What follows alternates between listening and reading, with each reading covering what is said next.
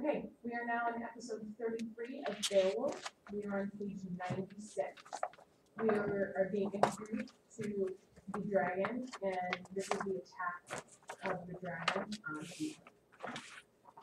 Vomit and fire and smoke, the dragon burned down their homes.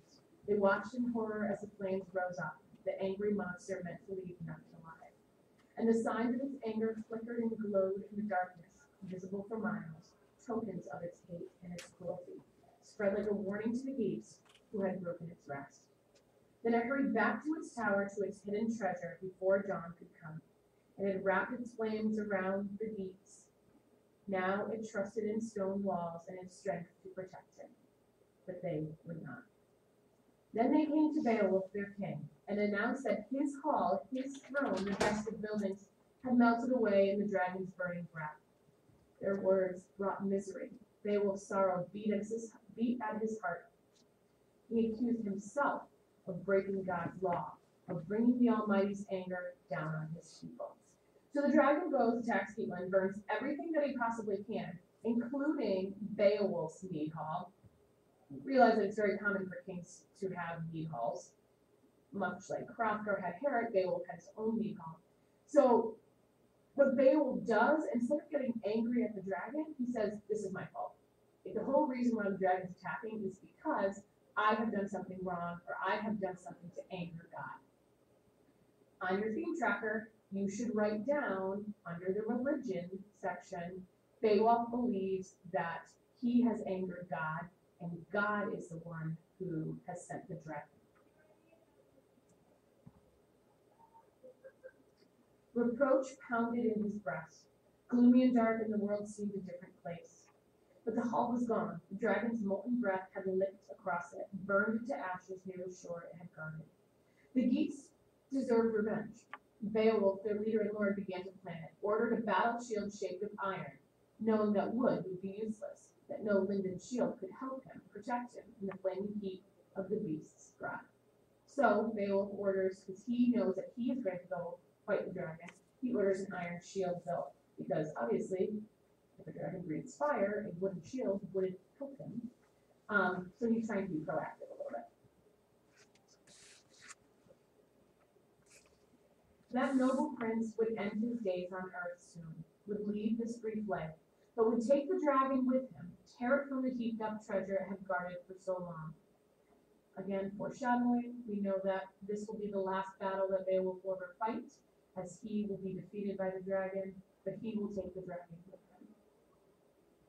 And he'd go it alone, scorning to lead soldiers against such an enemy. He saw nothing to fear, thought nothing of the beast's claws or wings or flaming jaws.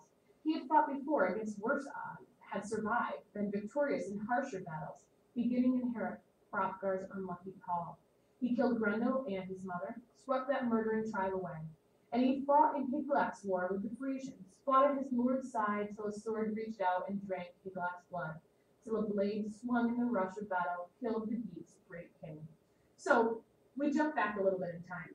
Beowulf admits that I'm not afraid of fighting the dragon.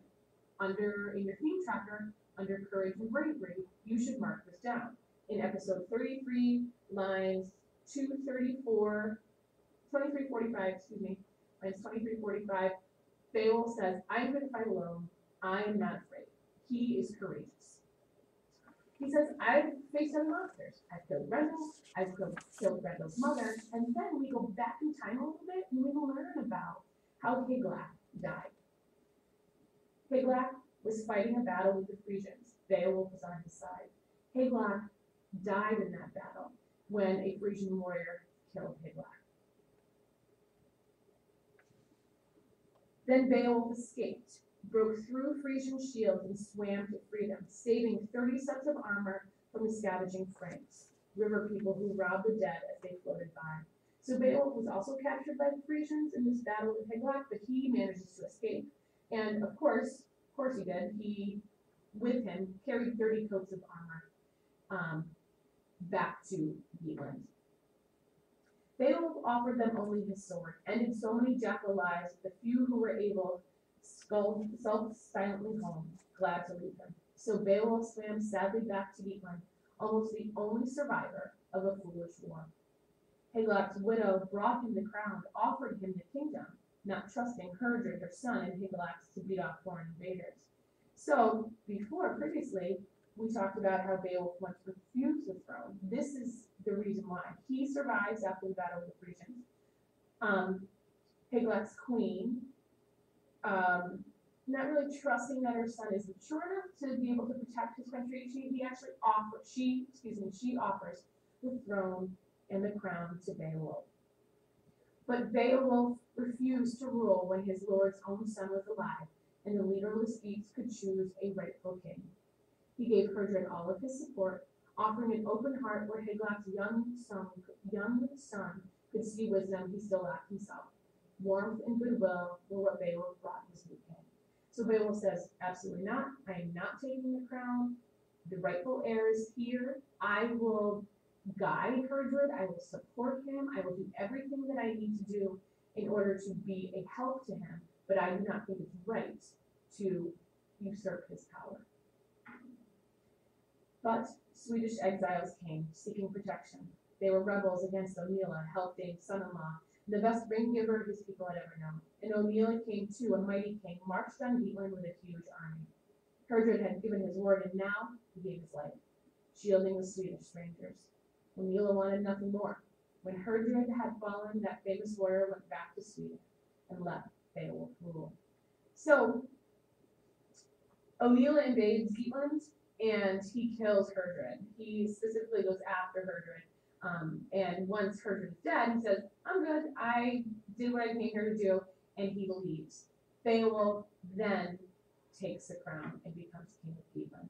So we're in the present, the dragons attack Geatland, and then we have some backstory. It's almost like a flashback where we get information about how Beowulf became king.